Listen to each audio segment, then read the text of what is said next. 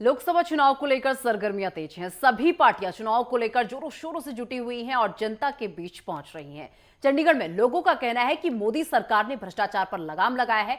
जो पार्टियां चुनाव में फीकी घोषणाएं करती हैं वो नहीं होनी चाहिए, और क्योंकि इसका सीधा बोझ जनता पर ही पड़ता है। और चंडीगढ़ की जनता का क्या है मूड, नेटवर्क 10 की टीम ने जाना जनता का हाल। देखिए, अगर आपसे हम जानकारी लेना चाहे, श्री राम जी की प्राण प्रतिष्ठा हुई है, 500 साल के बाद अपने महल में विराजे हैं राम लल्ला जी, लेकिन इसको लेकर कांग्रेस ने और विपक्ष ने निशाना साधा कि आधे अधूरे मंदिर की स्थापना की गई। आप लोग क्या सोचते हैं इसको लेकर? देखिए, हम लोग धार्मिक संस्थाओं से जुड़े हुए हैं और हिंदू धर्म का प्रतिनिधित्व करते हैं, तो हम किसी पार्टी विशेष को तो इसमें हम कुछ नहीं कह सकते हैं। रही बात भगवान राम को विराजमान करने की, तो इसमें कोई संदेह नहीं है कि भाजपा सरकार के कार्यकाल में ये एक बहुत बड़ा एक संवेदनशील मुद्दा रहा है कि जो कई वर्षों से एक राजनीतिक एक अखाड़ा बना हुआ था और उस पर कोई कार्य नहीं हो रहा था, लेकिन भाजपा सरकार के कार्यकाल में ये कार्य हुआ है। रही बात भगवान राम को मानने की न मानने की और विरोध करने की, ये सबकी अपनी अपनी विचारधारा है और उस विचारधारा को जनता अच्छी तरह से जानती है कि किस प्रकार से उसको प्रयोग किया जा रहा है। भगवान राम को मलेशिया से लेकर के कई मुस्लिम कंट्रियों से लेकर के और अनेक अनेक जगहों पर उनकी आराधना, उनकी पूजा की जाती है। और जहाँ पर भगवान राम ने जिस धर्म में जन्म लिया है, अवतार ग्रहण किया है, जिस देश पर उनका अवतार हुआ है, और उसी देश में अगर कुछ लोग राजनीतिक कारण से अगर विरोध कर रहे हैं तो इससे बड़ी शर्मसार वाली बात कोई नहीं हो सकती है। अच्छा, आप जब वोट डालने जाएंगे, क्या इसे भी ध्यान में रखेंगे कि सनातन धर्म की पैरवी किसने की है, राम लल्ला जी की प्राण प्रतिष्ठा किसने की है? कि आप कैसे देखते हैं जिस तरीके से धर्म के नाम पर भी एक तरीके से राजनीति हो जाती है? देखिए, धर्म के नाम पे राजनीति तो आज कोई नई बात नहीं है, ये तो सदियों से चला आ रहा है। और राजनीति में धर्म जो है वो होना भी चाहिए, क्योंकि ये हमारा जो देश है या भारत राष्ट्र है तो ये सनातन पे टिका है, ठीक है। और जो सनातन का नहीं वो देश का नहीं। तो मेरा मानना यह है कि जो सनातन के लिए काम कर रहा है वह इस समय सर्वोच्च है। उसको हमारे देश में देखो, एक घर में कई औलादें होती है, कुछ निकम्मी निकल जाती हैं, उसमें हमारा विपक्ष भी है।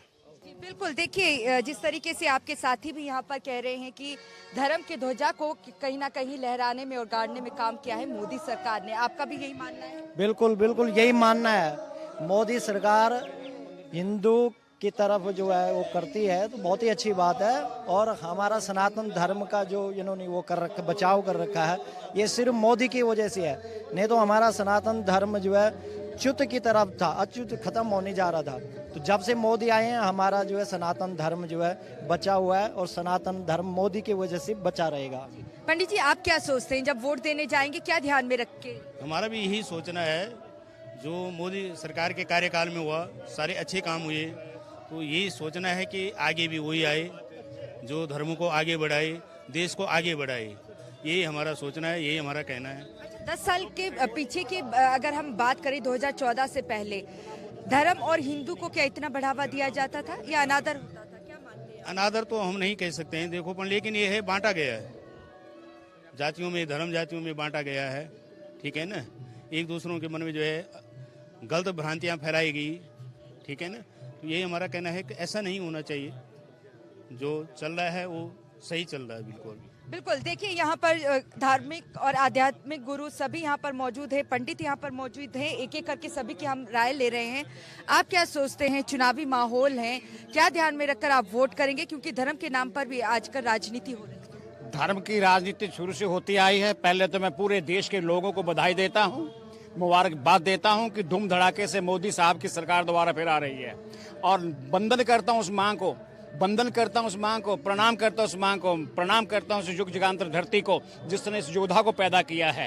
ऐसा पुरुष तो युग युगांतरों में नहीं मिल सकता है जाकर के। और लोचना तो राम रहीम कबीर सूरदास नानक की भी हुई, आगे जो हमारे देश के प्रधानमंत्री की भी होगी तो बहुत बड़ी बात नहीं है। जनता ने मन बनाया हुआ है, उन्होंने कहा कि 404 आप कागज पर लीजिए, 414 से एक कम नहीं आएगी और 2 ज्यादा नहीं आएंगी, जो हमें पूरा विश्वास है। और इस दृढ़ से पूरे लोग उनके लिए प्रार्थना करते हैं, उनकी दीर्घायु के लिए कामना करते हैं। कामाख्या देवी में काफी समय से उस जगह पर काफी लोग जाकर के अपना पूजा पाठ कर रहे हैं, उनकी विजय की प्राप्ति के लिए, उनकी दीर्घायु के लिए। मैं देशवासियों को पहले एडवांस बधाई देता हूं। जी बिल्कुल, देखिए यहाँ पर जो आध्यात्मिक गुरु हैं सभी यहाँ पर पहुंचे हैं, पंडित यहाँ पर पहुंचे हैं, जहाँ पर इस वक्त सेक्टर 16 के सनातन धर्म मंदिर में हमारी मौजूदगी है। और इन सब का ये कहना है कि धर्म को आगे ले जाने पर, सनातन धर्म को जिस तरीके से प्रधानमंत्री नरेंद्र मोदी आगे लेकर गए हैं और धर्म के नाम पर जिस तरीके से 2014 से पहले राजनीति होती थी, बट बांटने का यहाँ पर काम किया जाता था, वो उस पर कहीं ना कहीं रोकथाम लगा है।